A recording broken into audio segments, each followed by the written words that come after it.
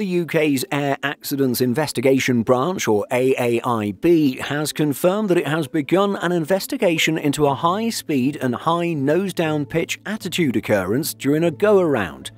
The incident involves a Ryanair Boeing 737 MAX 8-200.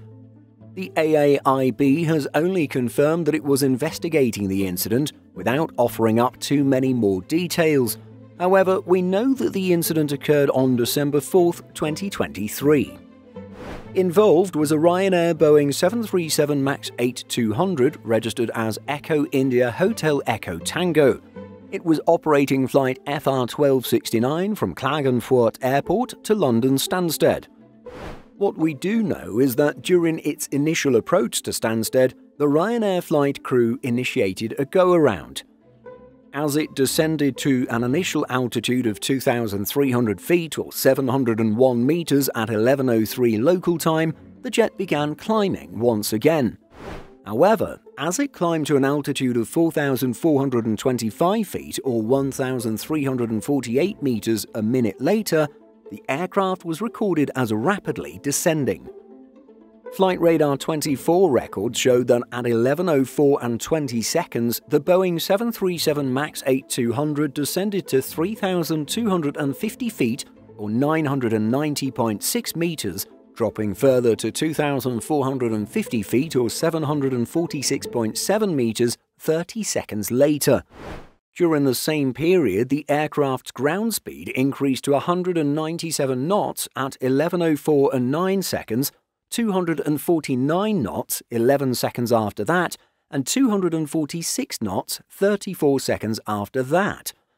Its peak ground speed was 277 knots at 11:04 and 35 seconds. Eventually, the aircraft stabilized at 3,000 feet or 914 meters, and pilots initiated a second approach to Stansted, where the 737 landed at 11:14. The flight tracking site's data indicated that Ryanair took the aircraft out of service for 2 days. An unexpected nose-down incident might remind you of the 737 MAX's infamous Maneuvering Characteristics Augmentation System, or MCAS, the system causing the fatal crashes in Indonesia and Ethiopia. However, this recent incident is far less likely to have MCAS involvement, considering the system only activates when the aircraft's flaps are up, which would not have been the case during this go-around process. One Simple Flying reader commented on this story, noting that the pilots had probably realized that they'd flown higher than the 3,000 feet specified by approach charts, stating, "They probably applied too much power on the go-around, which was initiated very early in the approach, climbed too high, and in a hasty dive to descend, they forgot to throttle back. That's why the nose was low and they oversped. Then they overshot the 3,000-foot altitude again by descending too low, then climbed again and finally achieved the proper 3,000-foot altitude." Of course, that's just one perspective, and we will indeed have to wait for the AAIB's report to find out what actually happened. What are your thoughts on this incident? Let us know by leaving a comment.